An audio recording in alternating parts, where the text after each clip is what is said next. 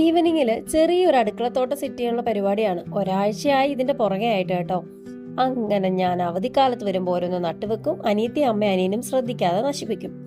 ഇപ്പൊ ഞാനിവിടെ ഉള്ളതുകൊണ്ട് കുഴപ്പമില്ല. അങ്ങനെ നിൽക്കുമ്പോഴാണ് കേട്ടോ കൊക്കൊക്കെ പഴുത്ത് കിടക്കുന്ന കണ്ടപ്പോഴേ പറിച്ച് കഴിക്കാനായിട്ട് കൊതി വന്നു. പക്ഷെ ദേഷ്യം വരും കേട്ടോ. ഇതിന്റെ ഈ ഫ്ലഷ് നമുക്ക് ശരിക്കും കിട്ടത്തില്ല.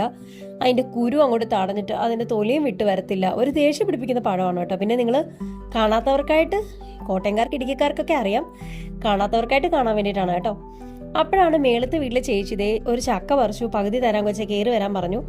അങ്ങനെ ചക്ക മേടിച്ചുകൊണ്ട് വന്നപ്പോഴേക്കും മൂത്ത ചക്കയായിരുന്നു. ഇത് നമുക്ക് വൈകുന്നേരം എന്തെങ്കിലും പരിപാടി സെറ്റ് ചെയ്യാം.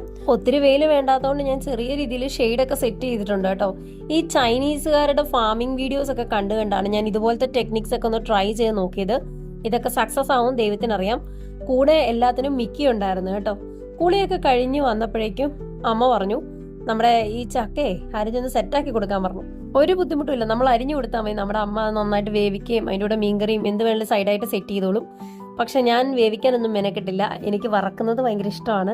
അതുകൊണ്ട് ഞാൻ തന്നെ കുത്തിയിരുന്ന് അരിഞ്ഞ് ഞാൻ തന്നെ പോയി മെനക്കെട്ട് വറത്തു. ഗ്യാസിന്റെ കുറവ് മൂലം നമ്മൾ കൂടുതലും ഇപ്പൊ അടുപ്പയിലാണ് പണിയുന്നത് കേട്ടോ. അങ്ങനെ നമ്മൾ വിറകടുപ്പിൽ തന്നെ ചക്ക വറുത്തെടുത്തിട്ടുണ്ട് കേട്ടോ. ശരിക്കും പറഞ്ഞ ചക്കക്കാളുടെ ടേസ്റ്റ് എനിക്ക് തോന്നി അതിന്റെ പോളയും ചകണിയൊക്കെ വറുത്തെടുത്തപ്പോഴാട്ടോ.